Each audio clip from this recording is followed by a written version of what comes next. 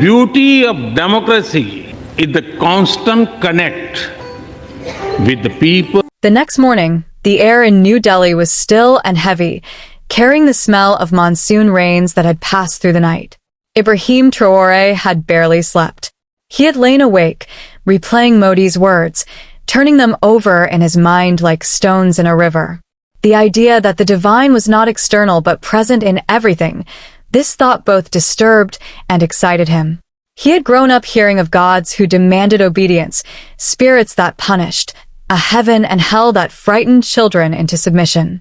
But Modi's vision was not of punishment or fear. It was of recognition, of awakening. It was as though someone had taken the entire idea of religion and inverted it. He had been invited again that morning, not for ceremony, not for political discussion, but for tea in the Prime Minister's garden. When he arrived, Modi was already seated, sipping from a clay cup, his eyes following the slow dance of sparrows in the trees. He gestured warmly for Traoré to sit beside him. "You did not sleep well," Modi observed gently, without question. Traoré smiled faintly. "No, Prime Minister. Your words, they do not leave my mind. They shake the foundations I have known." "That is good," Modi said, nodding. "Truth is meant to shake us. If it does not disturb, it is not deep enough. Tell me, Ibrahim, what troubles you most in what I shared?" Traoré hesitated, then spoke. "You say there is no separation, that all is one. But then how do we explain injustice? How do we explain those who oppress, who kill, who exploit? Are they also part of this same divine essence?" Modi set his cup down and looked toward the sky. "Yes," he said slowly, "they are. And that is the paradox. The same fire that warms can also burn. The same river that nourishes can also drown. In our view, the divine expresses itself through all forms, even through ignorance, even through cruelty. But here is the key. Ignorance is not permanent. It is like a shadow. The moment light enters, it vanishes. Injustice arises when men forget their true nature. They see themselves as separate, as hungry, as lacking, and so they grasp, they dominate, they wound. They are not evil by essence, they are asleep. The task of the awakened is not only to fight, but to remind, to awaken others. Traoré frowned, wrestling with the idea. But must one forgive such people? Must one not resist them? Modi's eyes sharpened. Do not mistake unity for weakness. Hinduism does not teach surrender to injustice. It teaches dharma, righteous action. To see all as one does not mean to allow harm. It means to resist without hatred. To fight without losing sight of the truth. Think of it this way. If a child in your family misbehaves, you may discipline him, but you do not hate him. You see his ignorance, and you act to correct it. The same with tyrants. To forgive their essence, but to oppose their actions. This balance is the highest test of leadership. The words resonated deeply with Traoré, who had built his life on resistance. Resistance to colonial powers, to corruption, to betrayal. But his resistance had often been fierce, fueled by rage. The idea of fighting without hatred, of holding compassion even for enemies, seemed almost impossible. And yet, something in him recognized its truth. Modi, watching his guest closely, continued, "Do you know of the Bhagavad Gita, Ibrahim? It is our sacred song, spoken on a battlefield. A warrior named Arjuna was paralyzed, torn between fighting his own relatives and abandoning his duty. He asked his guide, Krishna, 'How can I fight those I love?' And Krishna told him, 'Your duty is to act without attachment. Do what is right, not for reward or revenge, but because it is dharma. Do not see yourself as the doer. See yourself as an instrument of the greater order.' That teaching has guided our people for thousands of years, and it can guide anyone who seeks balance between strength and compassion." The African leader sat in silence. He thought of his own battles, the enemies he had faced, the allies he had lost. Could it be that he, too, was an instrument of something larger? Could it be that his victories and struggles were not merely political, but part of a greater unfolding? He felt a chill down his spine. "You speak as if every act, every struggle, Every life is already woven, he said quietly. Yes, Modi replied, woven into a fabric so vast we cannot see its edges. That is why our tradition does not panic at chaos. Empires rise and fall, storms come and go, but the thread continues. To live with this awareness is to live with steadiness. And that steadiness is the mark of a true leader.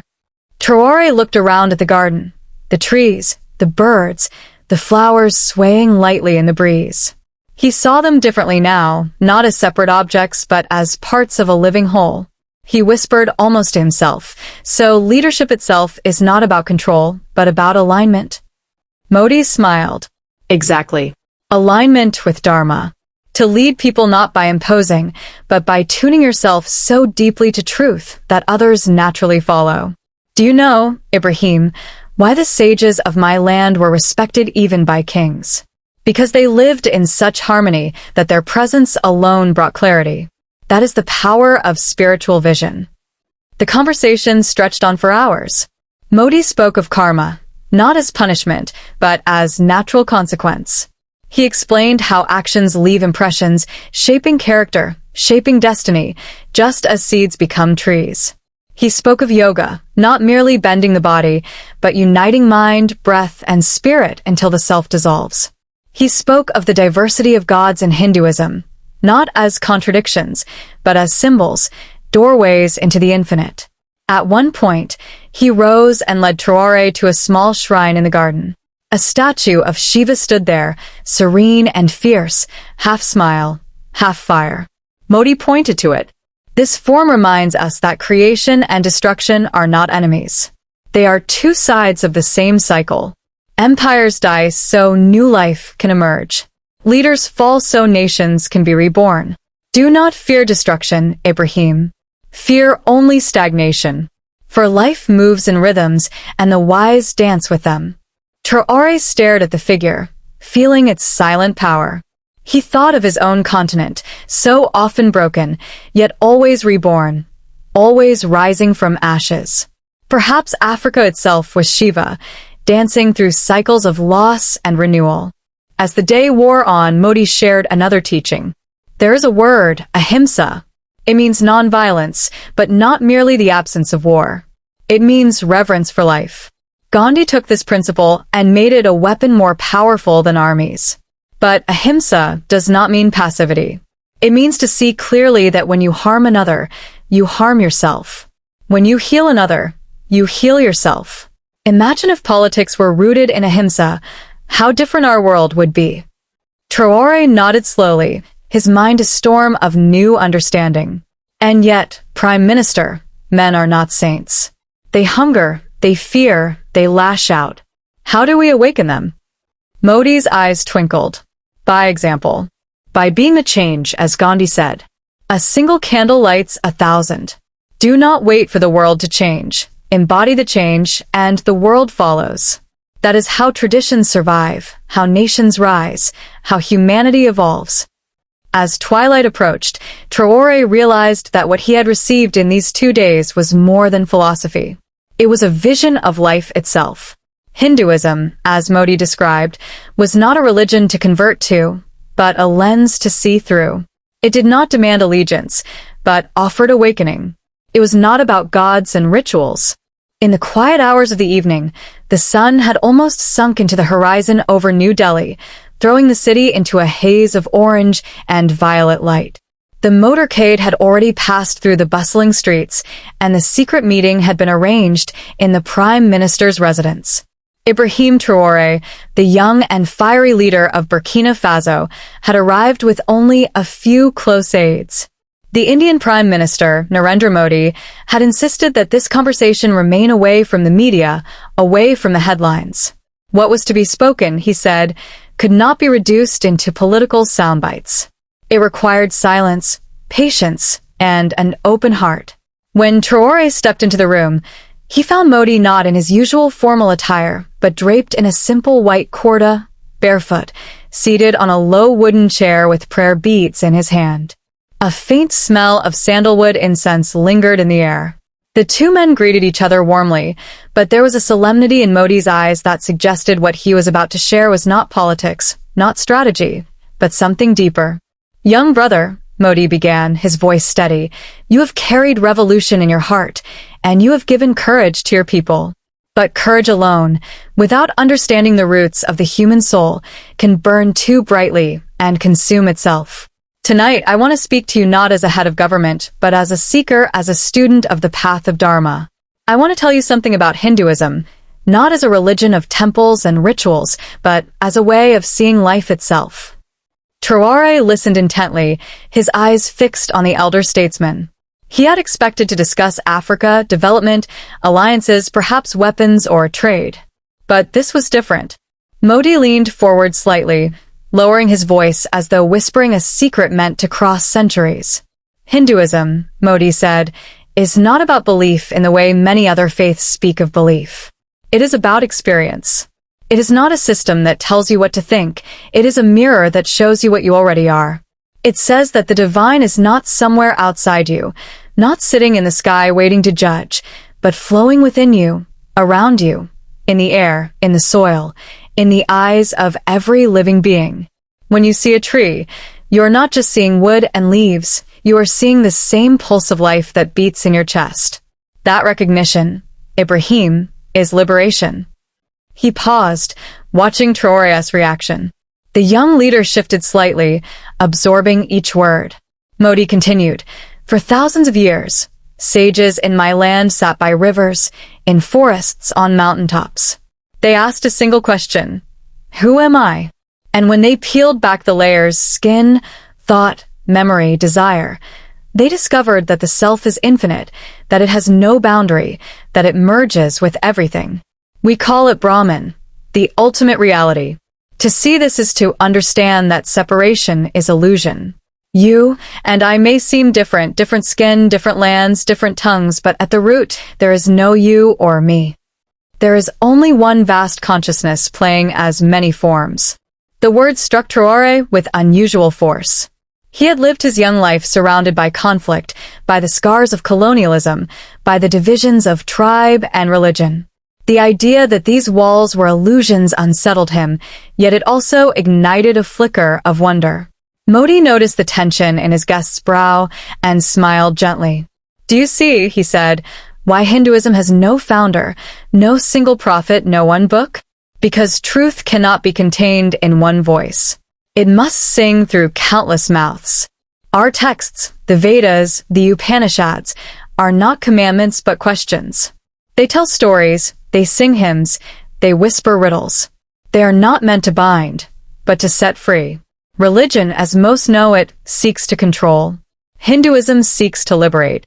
Modi lifted his beads, letting them rest in his palm. "Look at this," he said. "A circle of beads. Each bead is a life, a world, a being. But the thread that holds them together is unseen. That thread, Ibrahim, is the divine essence. The world looks at the beads and sees differences, but the seeker sees the thread. That is why our tradition can absorb so much, millions of gods, millions of paths, because we know they are all just beads on the same string." The silence in the room deepened. Traoré thought of his people back home, how faith and tradition guided them, how colonizers had once tried to erase those very traditions, replacing them with foreign creeds. He asked softly, "But if all is one, why do men fight in the name of God? Why is there blood in every scripture, every history?" Modi sighed, the weight of years pressing into his voice. "Because men mistake the form for the essence. They worship the bead, not the thread. They cling to the image, forgetting the vastness behind it. Hinduism teaches tolerance not because it is polite, but because it sees difference as play. You worship the mother through the river, I through the mountain, another through the sun. What does it matter? It is the same mother. The quarrels come when ego blinds us, when power intoxicates us. True dharma, true religion is never about conquest, it is about alignment. To live in harmony with the rhythm of existence." The young Burkinabe leader closed his eyes for a moment, letting the words seep in. He had always imagined religion as something that divided Christian, Muslim, traditional faiths, all in competition for dominance. But this perspective was something else entirely, something that did not ask for conversion, but for recognition. He opened his eyes and asked, "And what of death? What of what lies beyond?" Modi's expression grew serene. "Death," he said, "is but another door. In our vision, life is not a line but a cycle. You and I have walked this earth many times, in many bodies, in many forms. Death is like changing clothes. The soul moves on, carrying impressions, until it realizes it has no need for the cycle anymore. When that realization dawns, when you see yourself as eternal, you are free. We call that moksha. Imagine, Ibrahim, a drop of water falling into the ocean. At first it thinks it is small, separate. Then it merges, and it is the ocean itself. That is the destiny of every soul." A shiver ran down Traoré's spine. He thought of ancestors, of spirits, of the old griots of Africa who spoke of the continuity of life, of energy passing through generations. Strangely, what Modi spoke was not foreign. It was as though two rivers, from India and Africa, had suddenly converged. He leaned forward, almost whispering, "So you are saying religion is not about boundaries, but about dissolving them?" "Yes," Modi replied firmly. "To dissolve them, not by force, but by awakening. And when you awaken, you cannot harm another because you see yourself in them. You cannot exploit the earth because it is your own body.